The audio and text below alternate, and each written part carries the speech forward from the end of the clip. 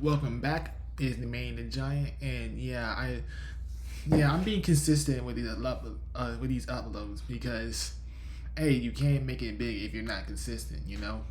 So we're just back to back to back. And I know in my last video I talked about rap, but I just wanted to switch it up. I'm gonna talk about more about rap. I know it's a boxing channel, but it can't solely be on boxing, you know. Like I gotta talk about something else, you know.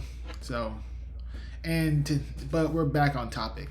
So today I wanted to go over the pros and cons about Deji's career. Now, fun fact, Deji is actually one of my favorite. I know I say this a lot, but he's actually one of my favorites. I don't think he's top 5. I think he's potentially top 10 in the YouTube boxing scene. But I think he is a lot better than people actually give him credit.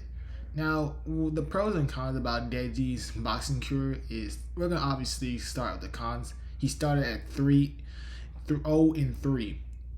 0 and 3. That was bad. But keep in mind though that he's one of the grandfathers, like the great grandfathers of YouTube boxing. So he got held by a higher standard than a lot of them because after Swarms literally is 1 and 4 now. You know, his only victory come off of Ryan Taylor, and people said that was a lucky shot or just call him One Punch Swarms. And APAP, you know, he's 2 and 0. No, he's 0 and 2. My bad. We don't talk about Uncle Pizza and Yeti Gang. He's 1 and 1, and you know there's a lot of people, and Ryan Taylor is literally 0 and 4. Overfloat, I don't know if that's his name. He's like 0 and 3. You get the point, right? Like a lot of people don't get held by the same standards as Deji. Oh, and him, he loses a lot, even though he's been boxing for like 5 years. So a lot of people held Deji in a more, they expect better from him, you know. And that's one of the cons because he's starting out 0 and 3, and that's also one of a positive because when he came back and he defeated Fuzi and grabbed his first W, everyone's like, oh, he's one of the best inside the scene, which he is. He is one of the best in the scene, and he has potential to be potentially top 5, potentially.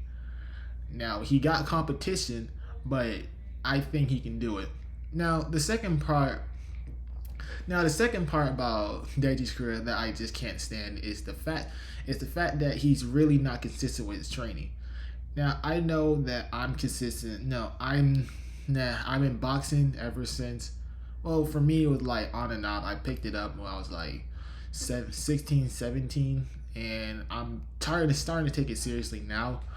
You know, after a lot of considerations, but with me, I'm just, you know, getting started. You know, I'm working out and all that stuff. But enough about me. It's not about me. But the reason why I said that is because Deji, he has the coach. He has everything. He has the money. He has everything checked out. And I get it that he needs, you know, he has a personal life. He has a YouTube channel and all that stuff. But if you need to, but with doing what KSI do, he needs to like balance everything out. You know what KSI did, music. You know, he did his boxing career. He's beefing with Jake Paul for 6 years, by the way, 6 going on 7. But it's not really, you know, Deji's fault for that. He just have a personal life and he needs to do that. And the last thing I can say about Deji that is not really his fault, but you can make an argument. He takes easy fights. Now screw all that, you know, going 0 and 3. We're just gonna pretend that doesn't exist. He fought Fuzi. Even though Fuzi was terrible, he still gave Deji a run for his money, even though he was literally a punching bag. He fought Swarms. That was his toughest fight. Actually, that's not his toughest fight. I think Jake Paul or Alex Wasabi was his toughest fight.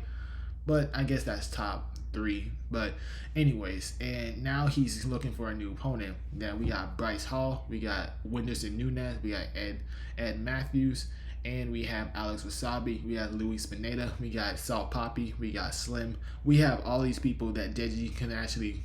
Oh, we got Anthony Taylor, and we have all these people that Deji can honestly fight, but he's taking Bryce Hall. Now I'm not bashing Bryce Hall, but he's 0-1 as a boxer and 1-0 as a bare knuckle.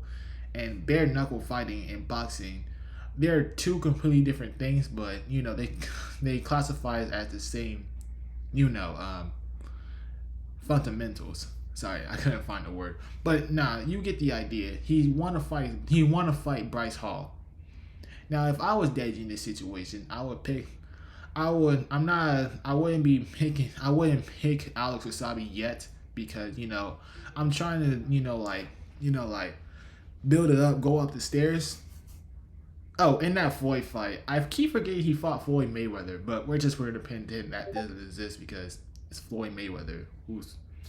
But anyways, back to topic. If I was Deji in this situation, I would want the Alex Wasabi rematch because that's basically been like a a stone on his shoulder for his career that he lost to Alex Wasabi that he should have won. I would fight Bryce Hall, then I will fight someone like Whindersson Nunes or Ed Matthews because Ed Matthews knocked out Swarms in under 10 seconds. That's really how it is because Deji took 4 rounds to beat Swarms while Ed Matthews did it in 10 seconds. I'm not saying Ed Matthews is not trash or anything, but you can admit that's a kind of bit of a luck. I know anything can happen in boxing.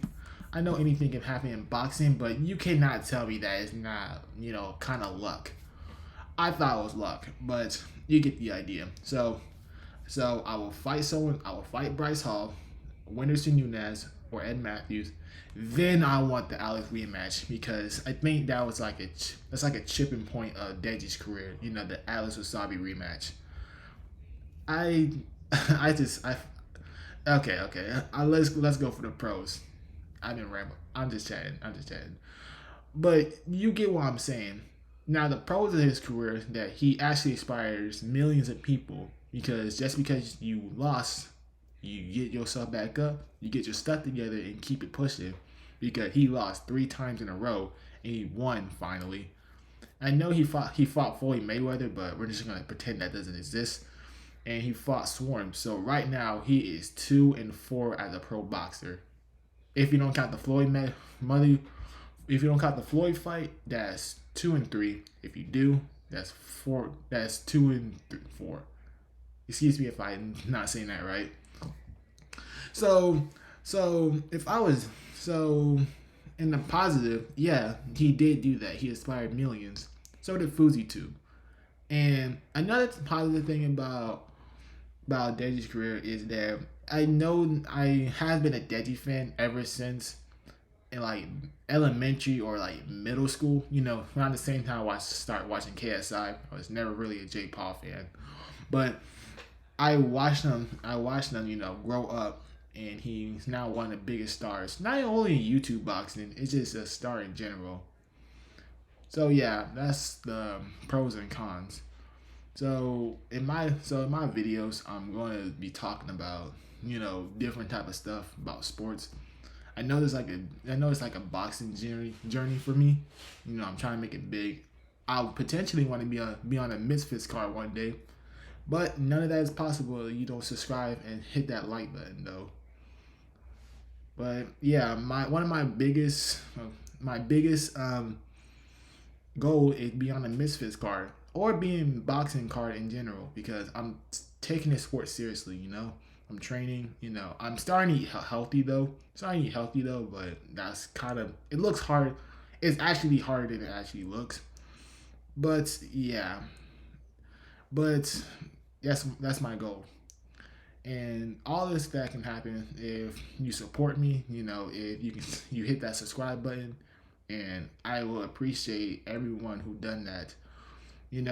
I'm getting this out the mud. It's Maine the Giant. And once again, hit that subscribe button and hit the like button and turn on the notification. And I'm signing out.